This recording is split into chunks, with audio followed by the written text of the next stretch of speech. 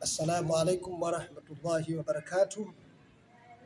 Alhamdulillahi rabbil alamin, wassalatu wassalamu ala rasulillahi sallallahu alaihi wasallam. Baad, ndugu zangu wana Kisarawe na miji mingine yote ambayo inahusiana na wana Kisarawe, tunajenga msikiti wetu hapa Masjid Islamia ambayo tunaujenga kwa mfumo wa ghorofa.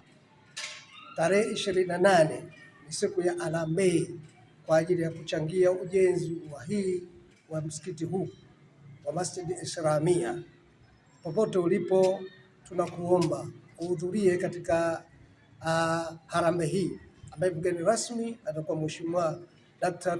Suleiman Jafo kwa ajili ya kuchangia jambo hili. Mashehe, Waislamu wote wa maeneo haya ya Kisarawe tufike kuanzia saa 2 mpaka saa 7, hali ya kwamba waumini wameshachangia milioni 52. Tunahitaji sasa kupata ni milioni 48.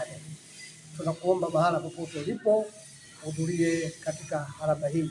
Jumuiya ya Uislamu wilaya ya Kisarawe JUAT inawakaribisheni sana katika harambee hii ya tarehe 28 mwezi wa 3.